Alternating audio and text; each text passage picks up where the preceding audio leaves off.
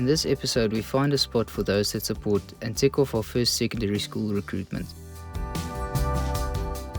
We make it across Storms River, tuck in on the garden route and take a short hike to a long bridge. The Nature's Valley signboard caught our eye and didn't disappoint. Plettenberg Bay treated us to a top-class campsite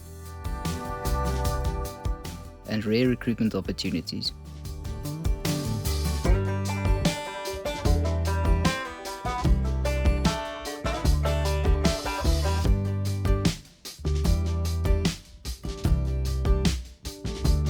This is Uniondale's Caravan Park, and there's a number on the gate, but your phone is off. There's nobody here.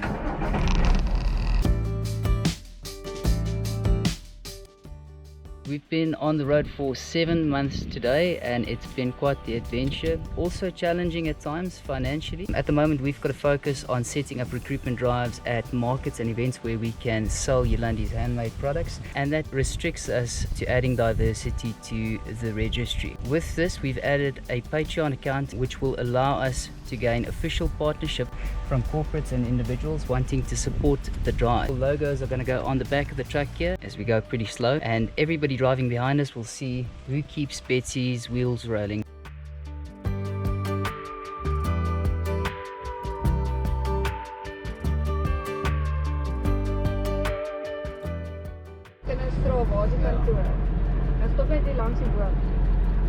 Yolandi and I just took a quick chance and stopped over at the high school in Uniondale. It's been a while since I've been in a high school, but just came out the office where I used to spend a lot of time and spoke to the principal as well as the receptionist. And they've given us an opportunity to set up a recruitment drive in the hall. They are calling out the students as we speak to come to the hall so we can do our speech. We're going to only speak to the grade 12s, that's the matric students. There's 74 of them and we've only got 43 kids to sign up. Hopefully we can get them all filled in and signed up and sent off to the South African Bone Marrow Registry.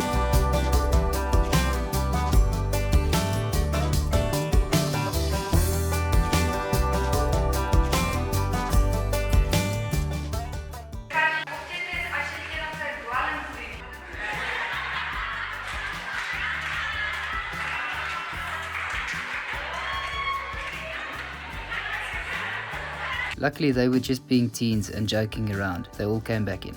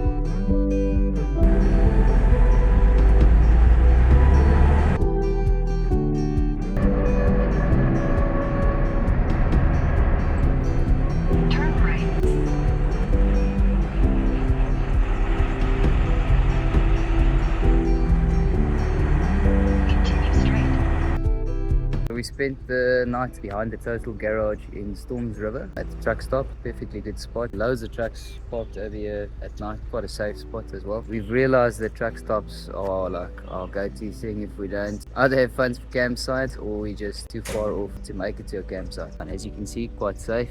and yeah, if we needed to get some grub or snacks, we could just pop into the shop. Want to check out a quick hike on the Storms River mouth that leads to a suspension bridge, and then also make a stop at Nature's Valley, and then try and get to Plettenberg Bay. I did send out some emails and got a positive response from one of the campsites in that area saying that you're more than welcome to come around and stay free of charge. So that is amazing, and it sounds like a pretty good campsite with good reviews. Yesterday at Uniondale, we signed up all of the remaining kits that we had. So before we set up a drive in Plett, we'll have to wait for the SABMR to send up some new kits. Feeling positive, getting closer to Cape Town, which is where we'll stay for quite some time as we'll do some maintenance. We've got the international conference coming up.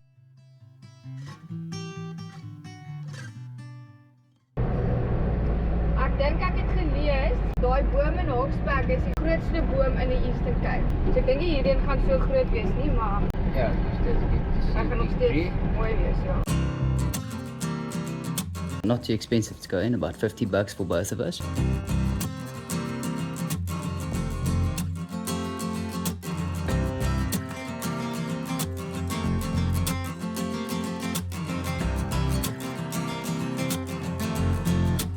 It's pretty big.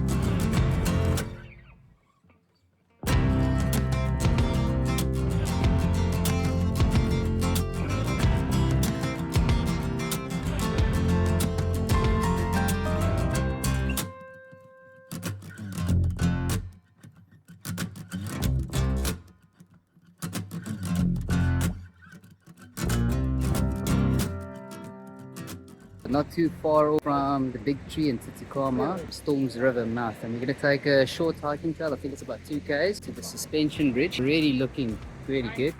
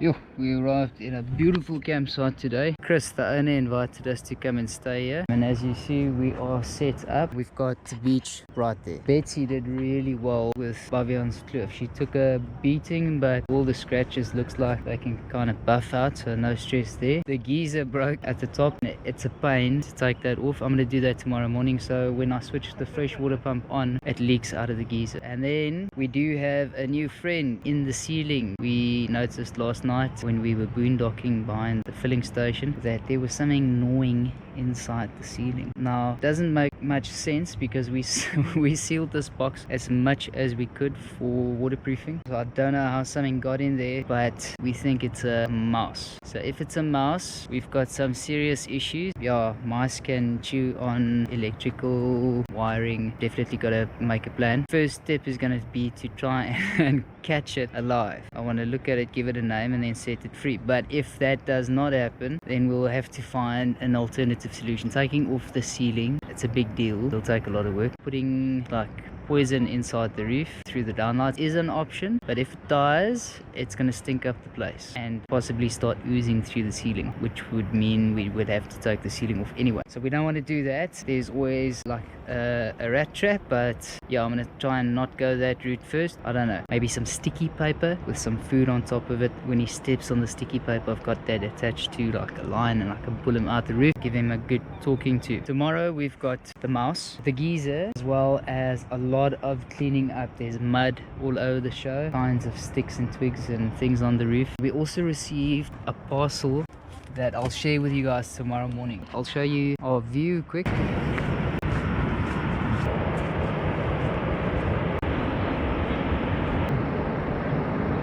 Yeah, not bad at all. People are very interested in Betsy, and even when we are feeling like chilling out for a bit, maybe check a movie or something like that, we always have knocks on the doors, which we appreciate because it's a big compliment. But yeah, every now and then you just kind of need to hide out. Everybody wants to see the inside of Betsy, which is understandable, and we take great pride in showing people, but yeah, it does get a bit much at times, so we try and hide out when we can. This is the perfect spot. We're going to stay here for about 7 days. They've got a weekly Wednesday market happening, and we'll see if we can set up a recruitment drive for next Wednesday. It's Wednesday today, so we'll make good use of the week preparing some of our handmade stock, Yolandi's boopens bags, gearing up to hit Cape Town quite soon, probably in the next month or so, to attend the International Bone Marrow Conference. But so far so good. Signed up around 550 something people on the journey so far. Signing people up at businesses or groups or high schools or universities works much better than at markets. The only reason we're still doing markets is because we've got to eat. We do have a plan. We've got 3 new official partners helping us out with the costs of the venture. That'll get us to put our focus in the right places where we don't really have the opportunity to sell something, but we don't mind spending money to advertise, market, get the truck there, then set up a day and work without getting paid if we've got partners. We hope by the time we hit Cape Town that we'll have at least 10 partners. The oil helps a lot.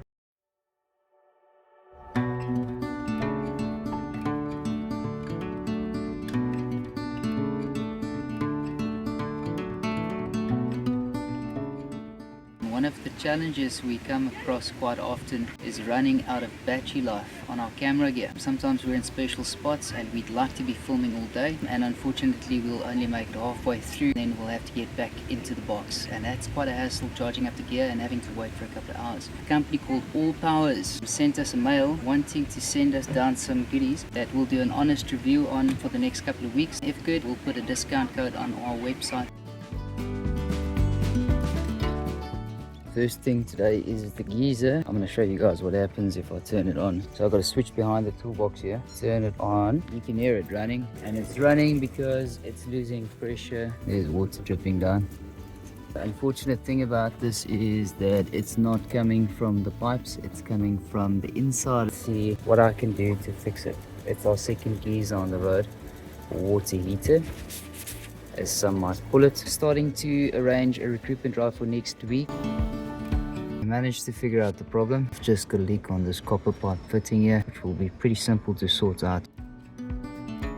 Also noticed that this box is loose on the inside. The vibration from the gravel roads have torn it at the back, and I'll have to build something a bit stronger. I've asked the campsite manager if they would have some scrap steel available for me in their maintenance department. Get this box done so we can have hot showers again. I've strapped some conveyor belts using 2 of these steel belts onto the chimney, and when this cover plate goes on top, that'll keep everything from rattling around. Really handy if you have spare things like this on your journey. There we go again. One of Yolandi's bucket list items was to get wild birds to eat out of her hands. Kom jy hasie aan.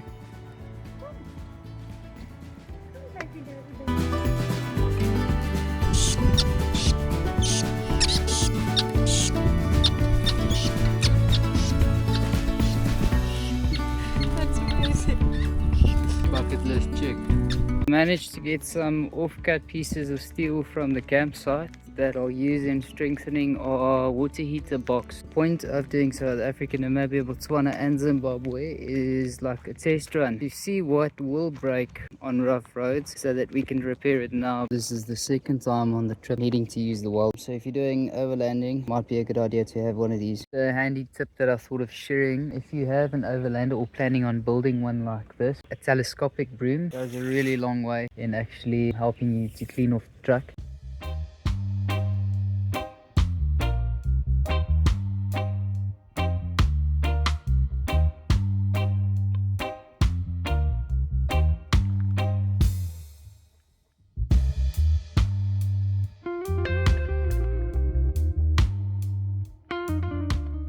Yolandi's convinced me to go for a snorkel. It's starting to rain.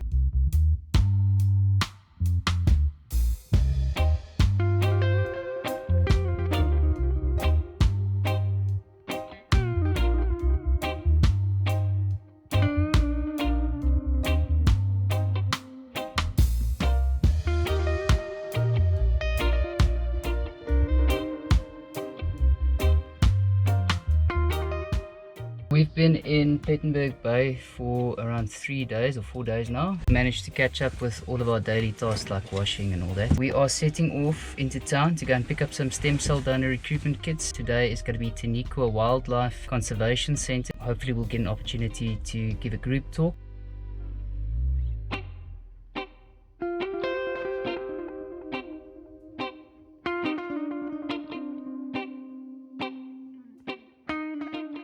We've just had a sit down with Mandy and Kerry from the Pt.1 Centre. They've given us great insight and a new perspective on some of these centres. Kerry's going to take us through an educational session. We had over 100,000 breeding pairs. Now we've got less than 8,000. They need all the help that we can absolutely give them. They've all had different reasons. During their molt, normally have to get up to 3 times their body weight. And unfortunately, with the pollution and the overfishing, these guys are not being able to molt. Yeah, I come. Kerry's been telling us a little bit more about these penguins here. They're all going back to the ocean, which is just amazing. One actually came back from the ocean on a second visit. He's just come in. He's literally just been dropped off. He's a little cormorant. We'll just feed him up, and he's not sick or anything. He's just young. So this is Nunu over there, and he's a swallow sitting on his own now. Daisy. Everybody gets names. If you name a bird or an animal, you'll be more inclined to care for it and look after it. Then you have interns, and I say to them, this is number 264. That's all it is. It's number 264. When I say Daisy needs looking after, and even with rehab, you don't want that in a way, but in a way you do want that. It's actually dinner time. This one is 1 to 14 to 10 to 14 days old, so it's all different. Some of them have got a protein mixture in, is on this mixture. People think that they can feed baby birds. It's very difficult. Some of them will open their mouths because the mother comes and drops the food in their mouth. These actually feed from the mother's mouth. So I tube feed. So your penguins and your cormorants, I will tube feed him with a long plastic tube, and I'll have to find exactly where it goes all the way into his stomach, and I'll put his food straight into his stomach. Oh, that brings back memories, eh?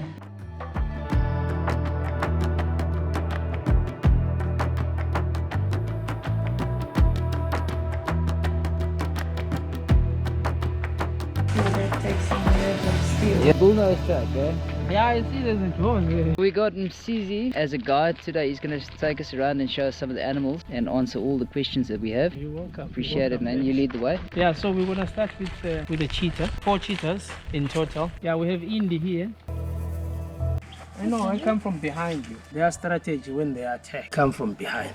She is about 11 years old now. The life expectancy will be around 12, 14 years in captivity. Then in the wild, so many challenges. Yes, I was just trying to see if she can go around, eh? Look nowadays, savanna fields. They are no more. We can find a lot of livestock farming, which they've lost it. That's why they can be only found in reserved areas in South Africa, unfortunately. Yeah. If people can understand that we have animals around, many types of animals that are still found free roaming around, save those animals, preserve land. Like an example, if you buy a piece of land, let's say an example 1,000 hectares, maybe you need only maybe quarter of that. Why can't you just fence that? Although the papers might still allow you that, listen, it's my space, but you don't have to fence the whole thing. Because you do that, buy that certain piece. You see, we are pushing them away. Then we're ending up leaving them with small spaces there, few there, few. There's no chance for them to survive for the future. But if we can at least understand that, listen, we have these baboons. We love them, although they make a mess somewhere there and there, but they have to be there. Baboons, monkeys, honey badgers, porcupines, bush pigs, you know, all these different types of animals we might still find. Leopards, caracals.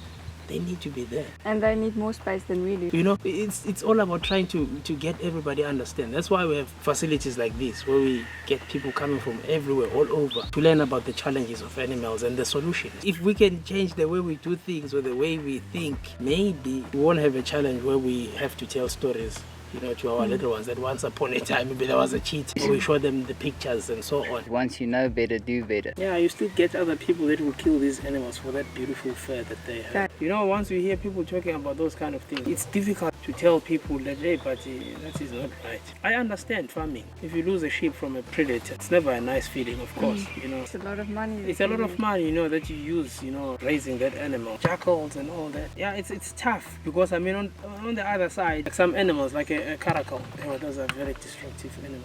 A caracal will kill maybe 5-8 sheep one night. And if you wake up in the morning, of course, you're like, you know what, I can't take this anymore. I've been trying to be friendly. You can understand the frustrations whenever they come to that scenario. Once we wipe the predators away, then at the end we're going to need the men now using a gun again, you know, reducing population of, hey, these bush pigs are too much. But if we keep the natural balance, you won't stress so much. Just be aware that, okay, it will happen. I just want to make sure that where I keep my livestock at night, safe. No predator will dig through or climb over or whatsoever, you know. Then you're safe. Like set traps or whatever. Because you do that, you feel like, yeah, I caught you. Obviously, these animals are very territorial. You catch this one, there will be another one. Maybe after weeks, there will be another one. So we were ending up using that, doing that system. Bit by bit, maybe we realize after years that, hey, we don't see. When last I've seen maybe a caracal, they are gone. We are finishing the leopard. I prefer to have leopards around more than caracals if you are doing livestock farming. I'm from the rural areas. We've got sheep, goats, chickens and so on. As I was saying, they kill a lot. If you have a leopard, take one sheep, gone. Caracal pick that there is a big predator around here, stays away from there. Maybe it was just one leopard around in that area who was keeping these caracals away from your areas, but now you kill that leopard, they're like, yeah, we are taking over, we are now in charge. You know, preserving everything that we still have, you know, it's important. We're not all the same, we're not thinking the same. People pick up a pet, some keeping lions, tigers as pets. Hey, big boy, we're lucky with you. He's a very difficult cat to find. Maybe it was time for him marking his territory. What's up, big boy? And that beautiful coat that they have, which almost everybody loves, have that as a carpet, which is unfair. He's fully growing. He's about 15 years old now. But there by the shop, by that garage, going further that way, yeah, there's been some leopards that have been spotted there as well. So they are still around here, but yeah, they're very shy and they are more active at night. He's on a diet. Guinea fowls, yeah, he eats those birds. Fly in here. We have a management enclosure where we lock him away. That's when you can see that this boy is a hunter in here. Some they get out, but yeah, there's plenty of them. He eats them. Of course, for us, we are not permitted to feed something live, but we can't stop him if he catches something live. Of course. Yeah, although you feel like, hey, get out, run. They still have that instinct. They never take that away from them. This enclosure is quite big, eh? From this side, going further that way. Sometimes we have to use the tunnel, get through there. Yeah, here's a big space. We try to give our cats, you know, enough space. So he had a brother. Their mother also died when they were young, so they had to be rescued.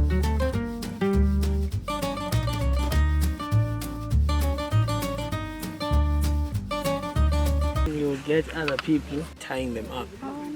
Tying them up? Yeah, like what they do, they drill a hole on the edge of the shell by the back leg. It's quite sad. And then tie them because they keep escaping.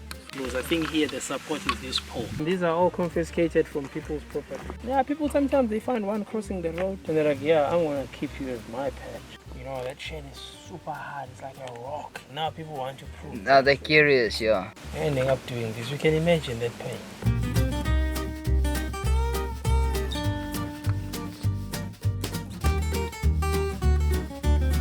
It's another cat that some people used to keep as a pet.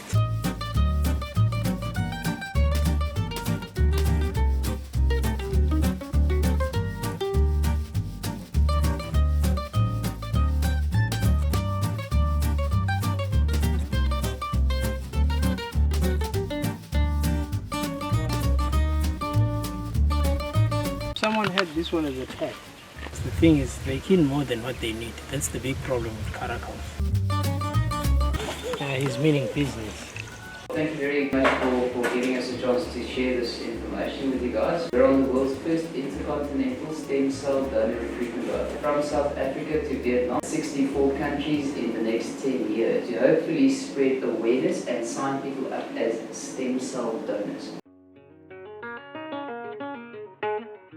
Today we had the opportunity to give an educational talk. We've got 4 people signing up as donors. Unfortunately, the rest of the crowd were either excluded for age or other reasons. That's usually the case, 45 being the cutoff. We have realized that most people that are above the age exclusion actually have a perspective change. They're at that stage of their life where they would like to give back. But unfortunately, your stem cells start degenerating as you get older, so they need healthy and young cells to give the patients the best chances of survival. Just make a note that you're from Zimbabwe. The chances are, if you are matched up to a patient, it will probably be somebody from Zimbabwe because your ancestry is the same. Once you guys have signed that there, then you can take out this paper. On the front here, you've got your own contact details. The second block is a secondary contact, so in case they can't get hold of you, not a boyfriend or a girlfriend because they won't stay along forever. When you get to a question and you don't understand or you need some help, just ask me.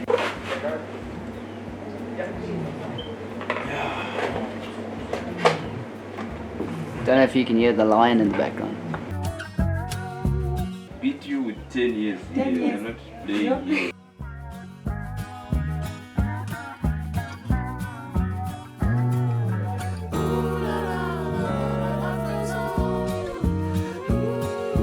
Oh, thank you guys.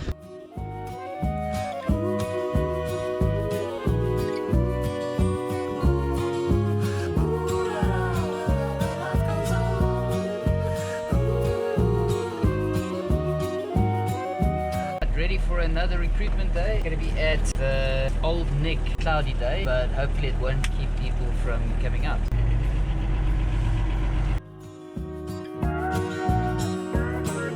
Lundy's got her Keurbooms bags out today, and then hopefully we'll get to sign up some new lifesavers to the South African donor database.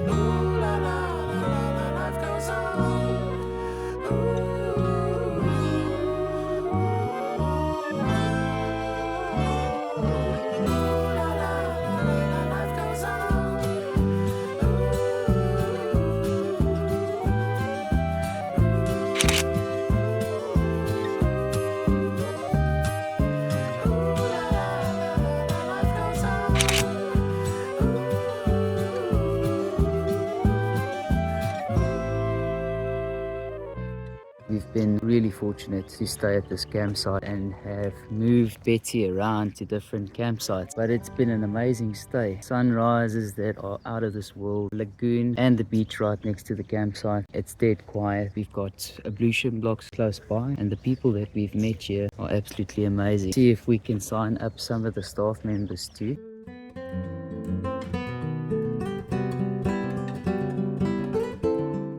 Supposed to have a recruitment drive today at the market square. Unfortunately, the rain stopped us. We had to reschedule for tomorrow. 100% fine. We got ourselves a new campsite. Picked up a couple of parcels at the local courier. One from Turbo Formans, our filter partners, and then this one from S1-Ep Trucking for the rear view mirror that we lost in Baviaanskloof. Looks like he's also sent me some other goodies. Time is getting short. We need to be in Cape Town at the end of June. It's already at the end of April now, and we've got quite a couple of towns coming up also.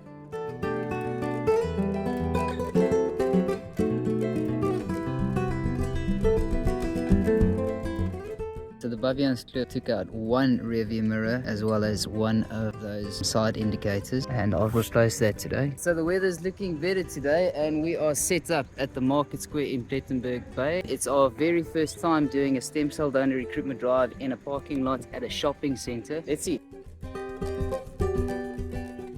So now that we have done a recruitment drive in a shopping center parking lot, we know that it's not the best place to do it. We've only had one sign up for the whole day, which makes it a success. It's around about 12 o'clock in the afternoon now, so I think we're going to stick to group sign-ups and possibly still market Yulani's book pens bag online instead of trying to sell it at markets and taking the attention away from signing up donors. We've still got another hour to go, so hopefully we'll get some more sign-ups. The next stop will be George. We are passing through Knysna, but as George is a bigger community, our time is limited. I think George will be our best next stop.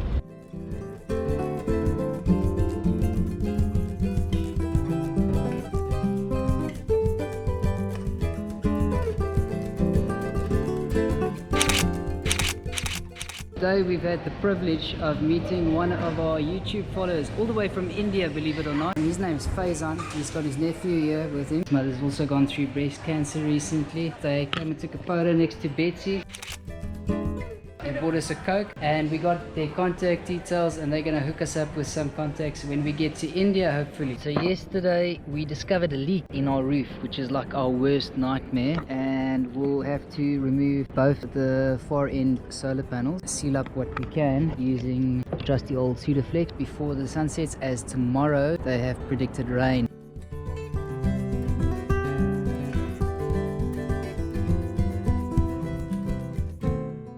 Sealed what we can, but it's just the short-term plan. And if you watch the Building Betsy episodes, you know that I put in some polyurethane sponge to prevent the leaves going into the guttering system. That sponge is clogged up even though we vacuum it out every now and then. Tomorrow there's rain coming, so we'll see if our short-term plan worked out. I guess not. Doesn't look like much rain today. We spotted a lacquer campsite and made a move. Our new front garden had to be explored.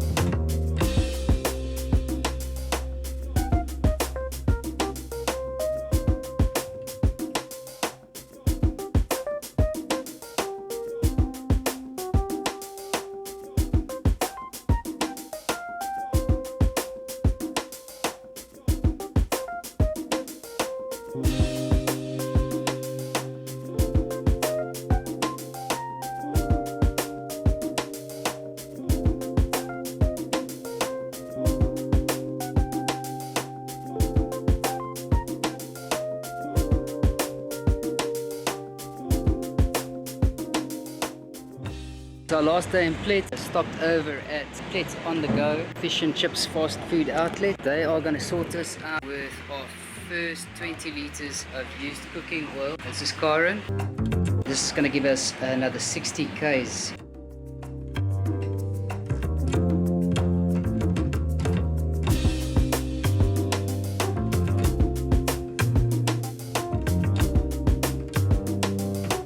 This is our second stop, Moby's, right on the beach. I think they've got about 15 liters for us.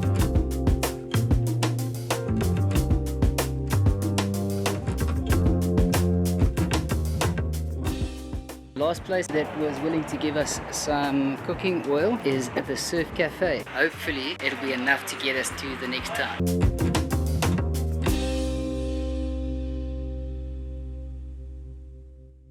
At the time of editing this episode, about 1 year later, we find a spot for our 9th official partner.